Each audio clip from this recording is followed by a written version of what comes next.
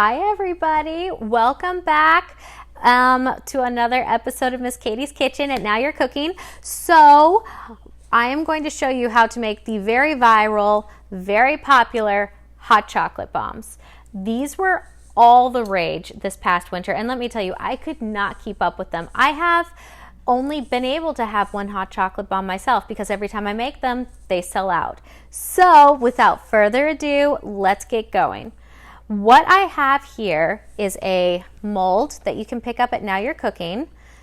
They have it in a couple of different sizes, but I'm going to use this size because I like this size the best.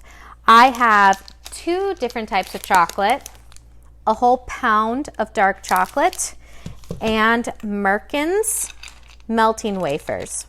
I'm going to use these tonight, but I will explain to you how to use the other bar of chocolate.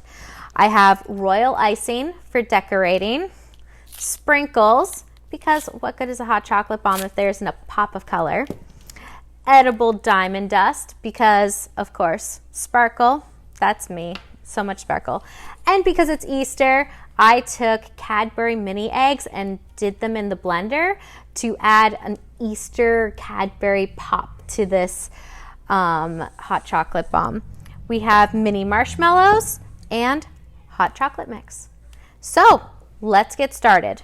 I am going to explain first how to use a pound of chocolate. So you don't have to use the whole pound if you're only doing a couple of hot chocolate bombs. About a pound of chocolate will make somewhere between 9 to 12 hot chocolate bombs. So keep that in mind. Now, you do not want to take this whole bar of chocolate and just melt it and then pour it into your hot chocolate bombs because it won't be tempered, so it will be a soft chocolate. What you want to do is temper your chocolate. There are all sorts of different ways to temper your chocolate that require a marble slab and using a mixer and all of that, but this is the easiest method that I know of. You are going to do the 75-25 method. Take 75%, so let's do 12 blocks. You know how these chocolate bars have blocks. You would take 12 blocks. 9 of the blocks you would put into a bowl and you would melt in the microwave for 30-second increments. Don't do more than 30 seconds. If you burn your chocolate, it's done for. You've got to throw it away and start over again. And you know it's burned when it starts to seize, when it's almost like a chalk-looking texture, or it's got little weird crunchy lumps in it. Ugh. Take that 75%, melt it slowly in your microwave. Keep stirring it. As soon as it is completely melted, take the other 3 blocks, finely chop them up. If they're too big, it's going to be difficult to work with. Chop them up nice and small, put it in that chocolate and start stirring. And as soon as that other 25% of chocolate is melted, you have got the perfect tempered chocolate that you can then put in your molds. But as I said, tonight I'm going to go simple. I am using Merkin's chocolate melting wafers, not to be mistaken with chocolate chips. Don't do chocolate chips. Chocolate chips have a certain substance to hold their shape that does not translate well to melting to put into a hot chocolate bomb. You can use Wilton's candy melts. However, I find that those are really difficult to work with. So I prefer the Merkin's. So without further ado, let's get started. It's going to be super complicated. Ready? Watch. Yeah, we just do that and we're going to throw this in the microwave for 30 seconds and then we'll stir it.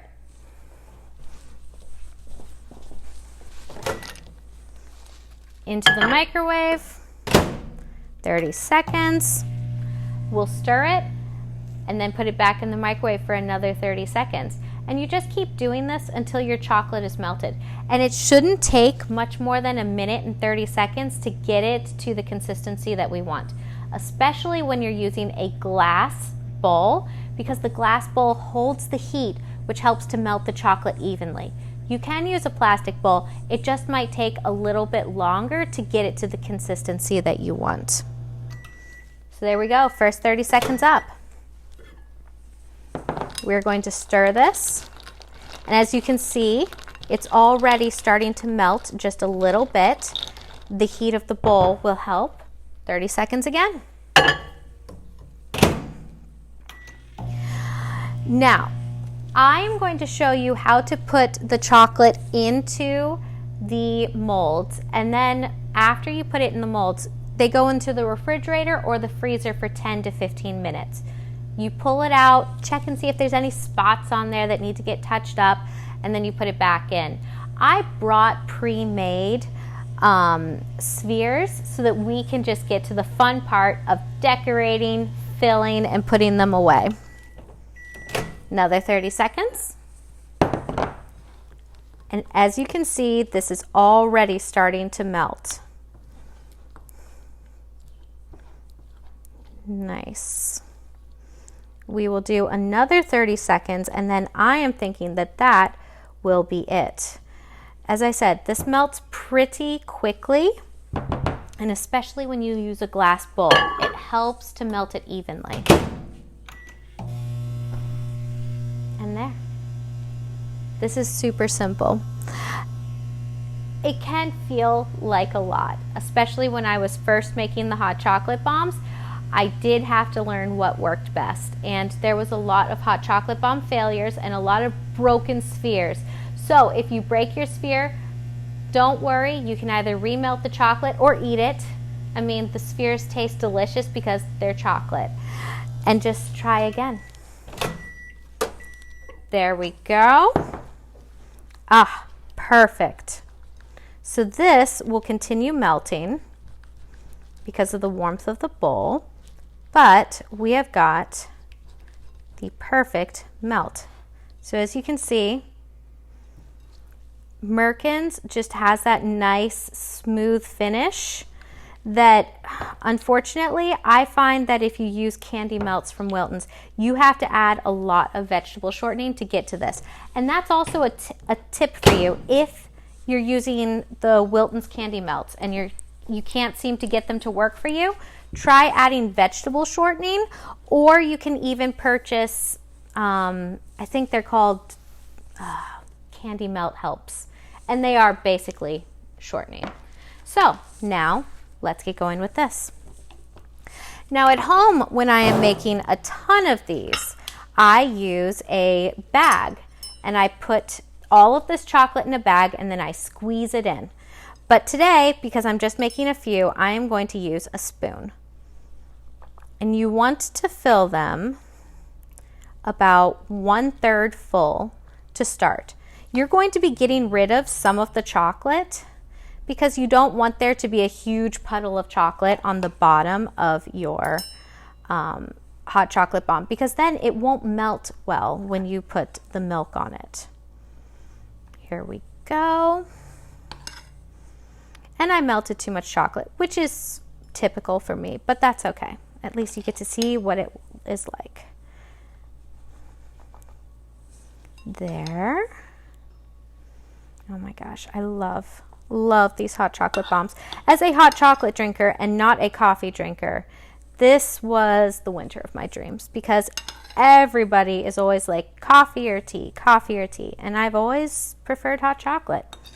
So I'm hoping this trend doesn't go away anytime soon. And I know for me, it won't be, because I'll still be making hot chocolate bombs. There.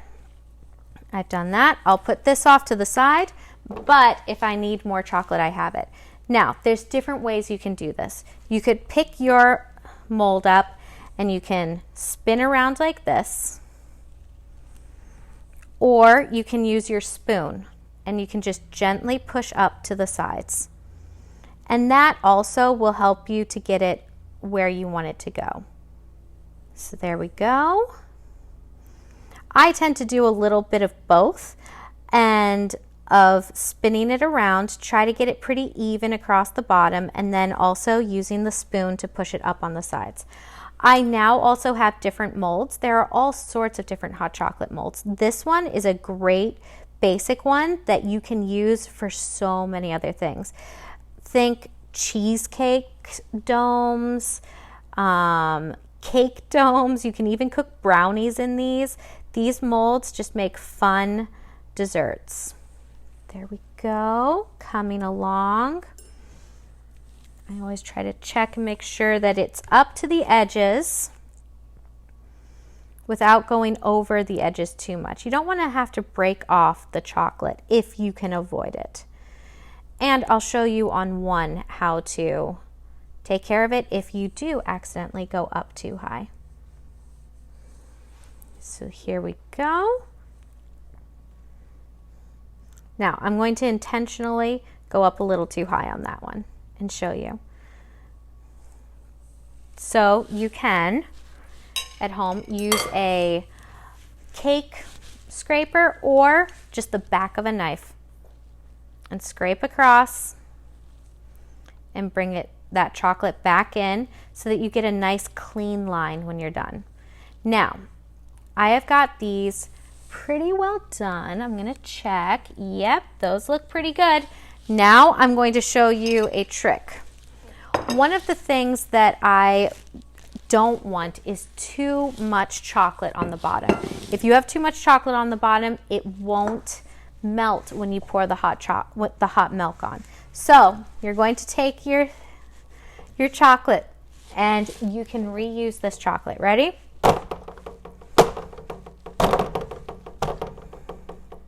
There we go. I'll use the knife to clean up the edges, and then this will go into the refrigerator for about 10 to 15 minutes, and we will grab my spheres that I made and start to have a little bit of fun with filling them and decorating them.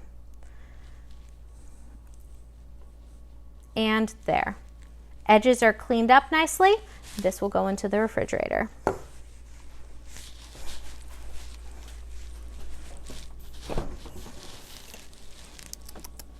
Let's see if I can. There we go.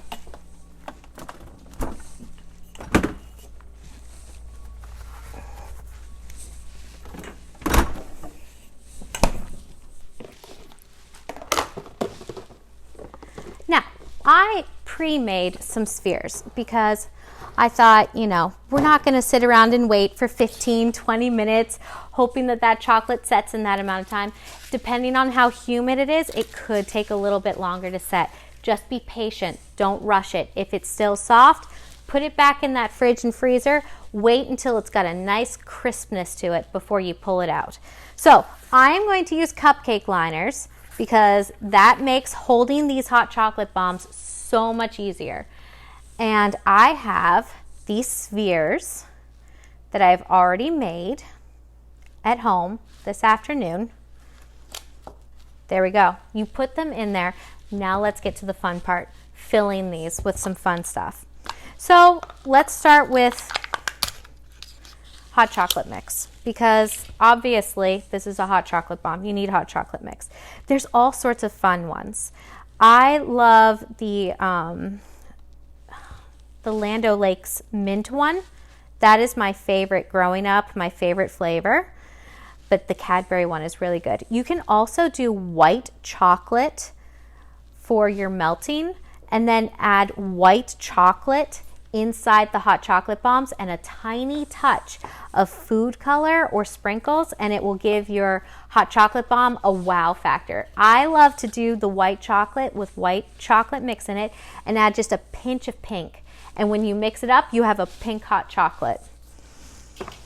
That's also really good for gender reveal parties, just saying. Now, let's have some fun filling these. Let's put in some mini marshmallows because hot chocolate needs marshmallows. There. And then I am going to add some sprinkles to mine. This is called Bunnies and Bonnets, and it's a bright, colorful, Easter-inspired sprinkle.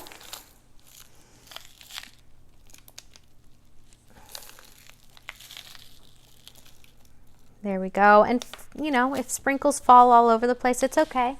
You can just eat them. That's generally speaking what I do. There we go. And then, because it's Easter, I'm going to add this Cadbury mini egg that I just have ground up so that it gives it that mini egg taste. These are going to be amazing tonight. There. So now that these are full, let's talk about how we build them. So what I'm going to do is take a plate, and I probably should have done this before, but I'm going to stick it in the microwave. And I'm going to turn it up to about a minute, and I'll push start. We'll let that warm up. And while that's warming up, I have some fun little shapes that I made this afternoon.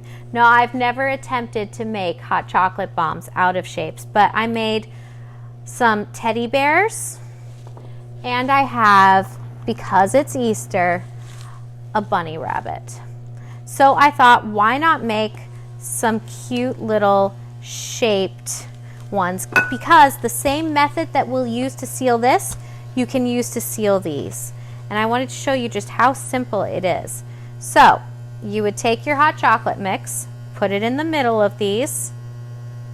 Now these are not as big, so you're not going to have as much room to put as many fillings. But I think for the bunny, what I am going to add is this Cadbury egg, and I would just add marshmallows then when I actually make the hot chocolate.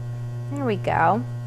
And then obviously some of this for the bear, and I probably can add like just a couple marshmallows just so that they float up to the top. There. We'll see if this works or not. It should, but the bunny might be a little full. Okay, let's check this plate, make sure it's warm enough.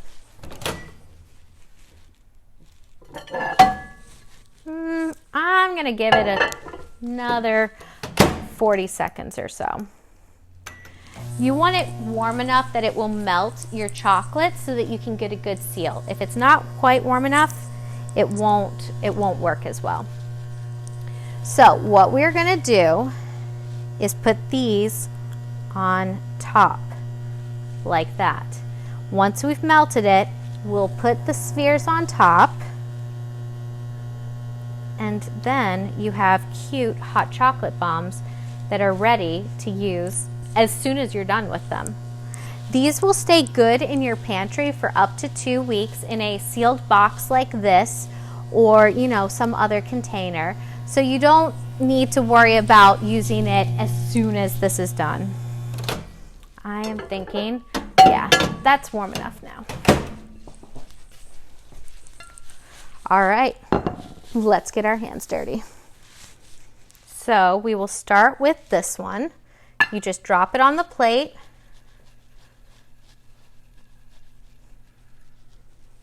And then it creates a seal. The melted chocolate works as a sealer. And we just get it down there, nice and good.